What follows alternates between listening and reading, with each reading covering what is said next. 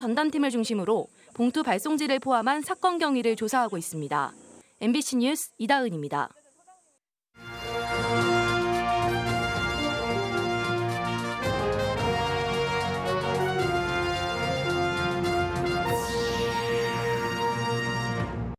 김영환 충북지사가 오송 지하차도 참사 합동 분향소를 찾아 처음 공식 사과했습니다.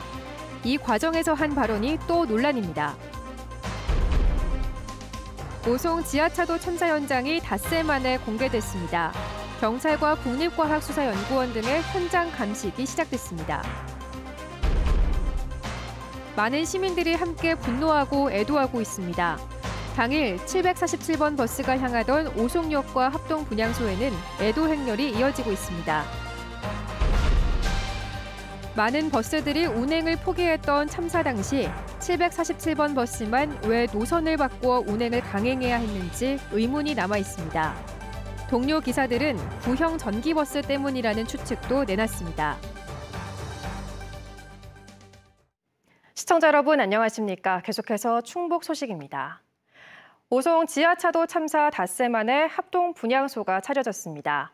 유족들은 막을 수 있었다며 진정 어린 사과와 진상규명을 요구했는데요. 늑장 대응으로 고발당한 김영환 충북지사는 뒤늦게 공개 사과하면서도 자신이 있었어도 바뀔 건 없다고 말해 또 구설에 올랐습니다. 정재영 기자입니다. 오송 지하차도 참사 희생자들을 기리기 위해 마련된 합동 분향소. 하루아침에 가족을 잃은 유가족들은 희생자의 이름이 적힌 위패를 바라보며 오열했습니다. 동생은 오빠를 향한 마지막 인사를 남겼습니다. 오빠가 잘 있는지 보려고 온 거고 그냥 보고 싶어서 왔어요. 유족들은 진상규명과 책임자 처벌을 강력히 요구했습니다. 부모님은 너무 억울하거든요, 솔직히. 나한테 이상하잖아요. 충분히 막을 수 있었는데. 벌 징계 받으셔야죠. 충청북도도 청주시도 수사 중인 자료라고 공개하지 않고 있는 차량 블랙박스와 터널 내부 CCTV도 반드시 공개해야 한다며 유족들은 목소리를 높였습니다. 분향소를 차려놓는다 그래서 그렇게 돌아가신 분들의 위로가 다 되지는 않고 유족한테는 어떠한 무슨 사과문이나 어떤 것도 없으셨거든요. 그게 유족에 대한 사과인지. 중대재해처벌법 위반 혐의로 고발당한 김영환 충북지사는 분향소를 찾아 참사 이후 처음으로 공개 사과했습니다. 희생된 분들에 대해서 사죄의 말씀을 드리고 도민들께 사과의 말씀을 드리겠습니다. 하지만 충청북도 재난대응의 최고 책임자이자 지휘자인 김 지사는 현장에 갔다고 해서 상황이 바뀔 것은 없었다고 말해 또다시 논란을 키웠습니다. 제가 거기 갔다고 해서 상황이 바뀔 것은 없다고 생각합니다. 워낙 이게 지금 골든타임이 짧은 그런 상황에서 전개됐고 그럼에도 불구하고 제가 도의 최고 책임자로서 그 현장에 있었어야 된다 그렇게 생각합니다만은 이범석 청주시장은 분향소에 조문을 와서도 유족에 대한 사과를 하지 않았습니다. 그리고 아무런 입장 표명 없이 황급히 분향소를 빠져나갔습니다. 근데 입장을 좀 말씀해 주셔야 되니까요. 시장 책임자로서. 문제가 되거나 책임질 수 있는 책임지겠습니다. 시청으로 돌아간 뒤에야 이 시장은 별도 브리핑을 자청해 공식 사죄했습니다.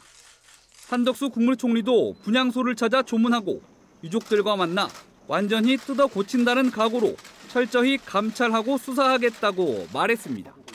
MBC 뉴스 정재영입니다. 14명이 숨진 청주 오송 지하차도 내부가 참사 닷새 만에 공개됐습니다. 물이 완전히 빠진 현장에는 경찰과 국립과학수사연구원 등 45명 규모의 합동 감식단이 투입돼 참사 원인 규명에 들어갔습니다. 이지연 기자가 보도합니다. 6만 톤의 물과 토사가 밀려들었던 오송 지하차도. 끝도 보이지 않는 칠흑 같은 터널 바닥 곳곳에는 여전히 물 웅덩이가 고여 있습니다. 그 주변으로는 강물이 범람할 때 들어온 것으로 보이는 팔뚝만한 물고기 사체도 나뒹굽니다. 터널 천장에도 수마의 흔적은 남아 있습니다. 곳곳에 떠밀려온 나뭇가지가 붙어 있고 터널 조명에는 주인을 알 수 없는 신발도 매달려 있습니다. 떨어져 나간 차체 일부도 현장에 그대로 남아 있습니다. 공개된 참사 현장에서는 현장 합동 감식도 시작됐습니다. 현장 감식의 핵심은 크게 세 부분. 우선 설계도면과 지하차도 구조물이 일치하는지 여부입니다. 3D 스캐너가 처음 동원됐습니다. 본격적인 감식에 앞서 경찰 협조를 받아 취재진도 감식에 방해가 되지 않는 선에서 안쪽까지 들어올 수 있었는데요. 감식단은 이곳 내부를 3D로 형상화하게 됩니다. 이어 배수 펌프가 제대로 작동했는지도 이번 감식을 통해 밝혀낼 예정입니다. 제가 서 있는 이곳이 지하차도 가장 안쪽입니다. 반대편에 배수 펌프가 있는 걸 확인하실 수 있는데요. 감식단은 이 배수 펌프가 제대로 설치됐는지 여부 또한 확인하고 있습니다.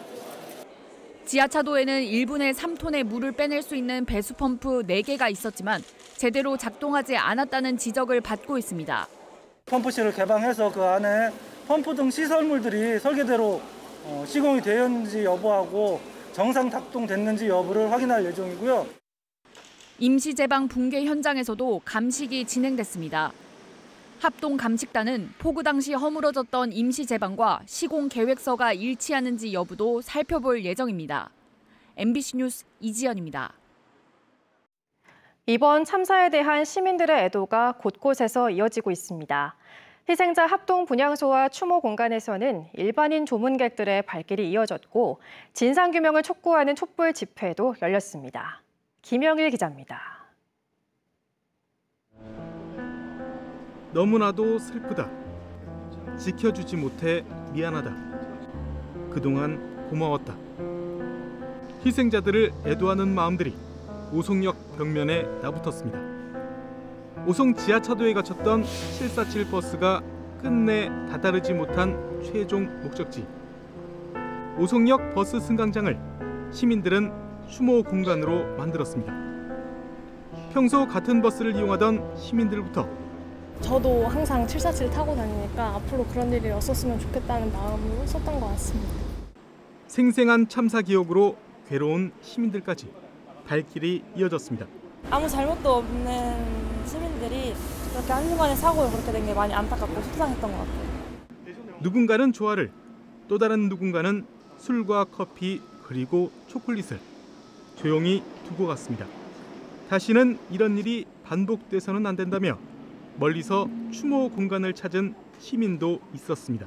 부산 초량 지하차도에서도 침수가 났고 이번에도 반복이 됐잖아요. 앞으로는 좀 이런 사고가 없어가지고 시민들이 안전했으면 하는 마음.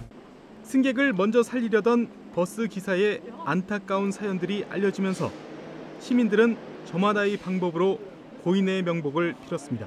다른 사람들도 이런 죽음들에 대해서 안타까워하고 위로하려고 하는 거를 알려주면은 유족들의 마음이 조금이나마 위로가 되지 않을까 싶습니다. 합동 분향소에는 일면식도 없던 시민들이 찾아와 함께 슬픔을 나눴습니다.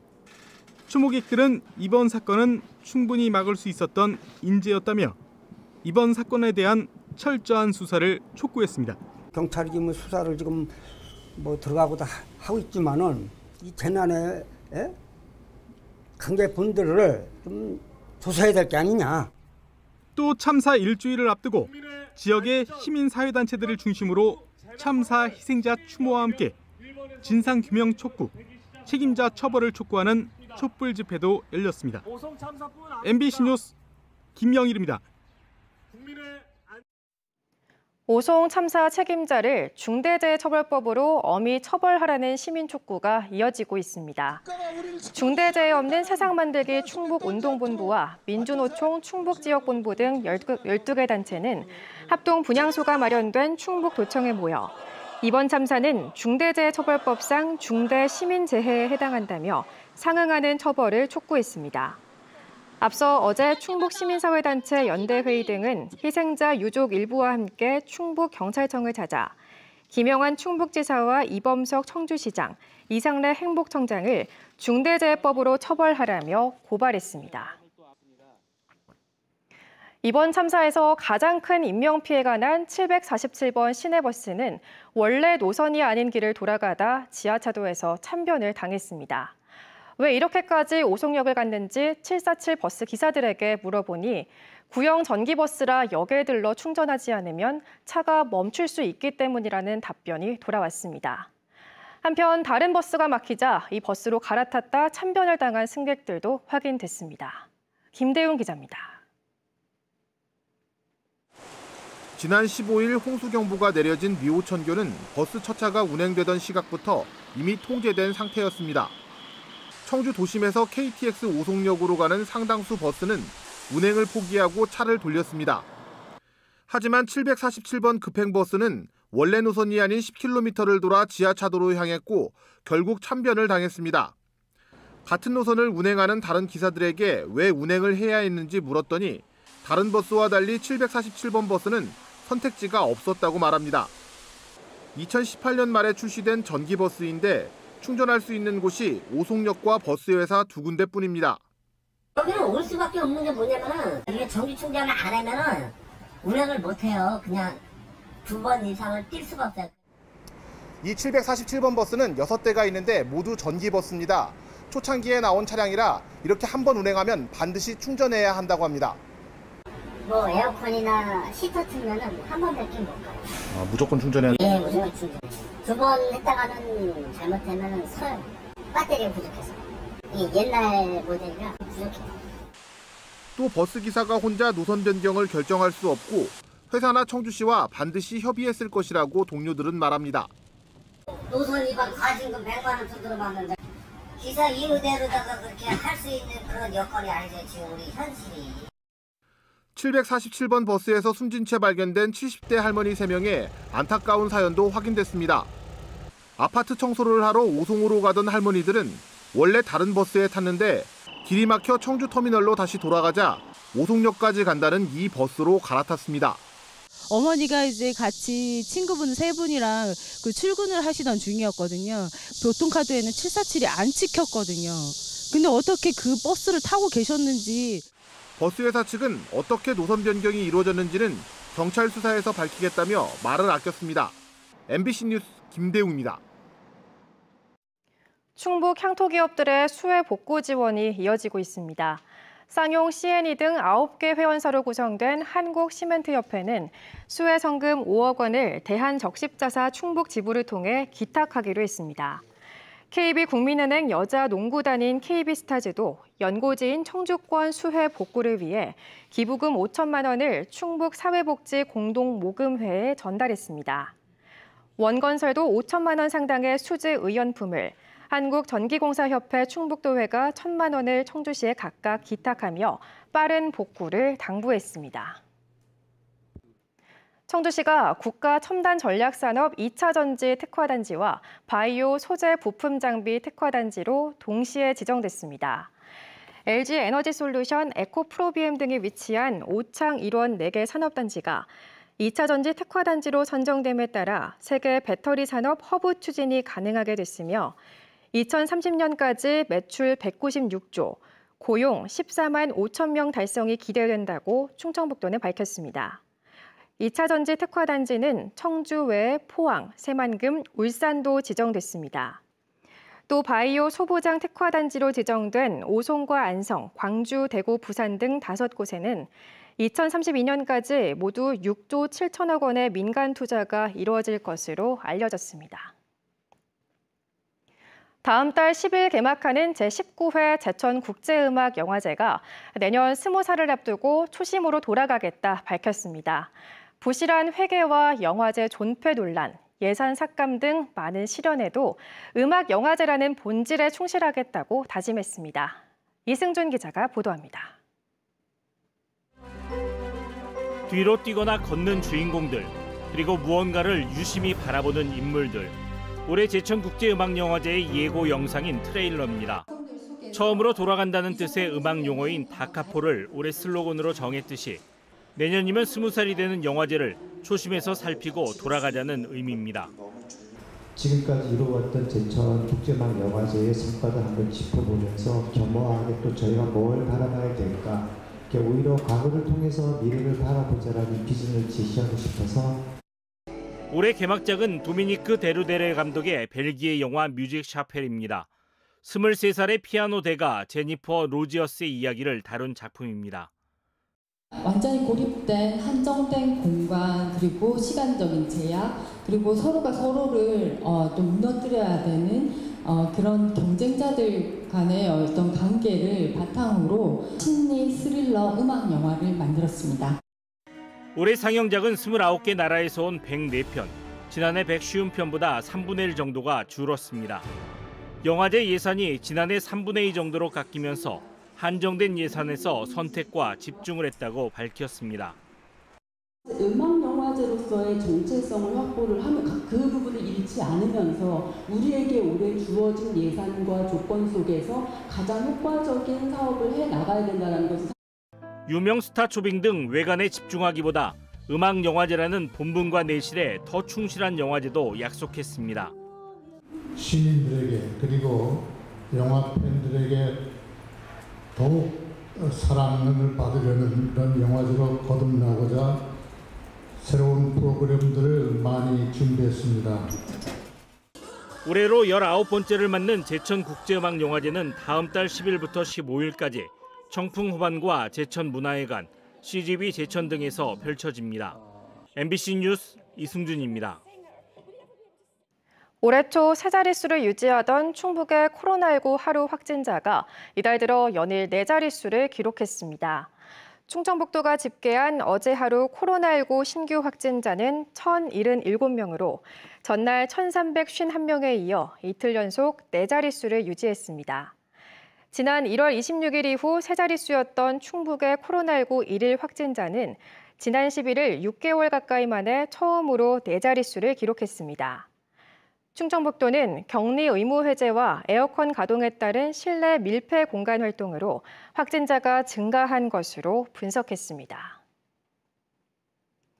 괴산군이 물이 넘치는 원류로 큰 피해가 난 괴산댐을 현재 발전용이 아닌 다목적 댐으로 전환할 것을 정부에 요청했습니다. 송인원 괴산군수는 피해 현장을 방문한 한창섭 행안부 1차관에게 괴산댐을 발전용이 아닌 수위 조절에 유연하게 대처할 수 있는 다목적 댐으로 변경하고 관리기관도 한국수력원자력이 아닌 수자원공사로 전환할 것을 요청했습니다. 1957년 국내 기술진이 설계 시공한 최초의 발전용 댐인 괴산댐은 이번 집중호우로 국내에서 유일하게 43년 만에 두 번째 원류가 발생했습니다. 폭우와 괴산댐 원류 피해로 특별 재난지역으로 선포된 괴산 지역의 응급 복구율이 70%를 넘어섰습니다. 괴산군은 지금까지 공공사유시설과 주택 파손 등 242억 원 규모의 피해가 발생했으며 오늘까지 공무원과 군부대, 자원봉사자 등 4천여 명이 급 복구에 나서고 있다고 밝혔습니다. 1,200여 명이 대피했던 임시 대피소에는 현재 87가구 130명이 남아있는 것으로 전해졌습니다. 충청북도가 집중호우 피해에 따른 세제 지원을 결정했습니다. 이에 따라 비 피해로 못 쓰게 된 건축물을 2년 안에 새로 구입하면 취득세가 면제되고 자동차의 경우 자동차세가 면제됩니다. 충북 소식 마칩니다. 시청해주신 여러분 고맙습니다.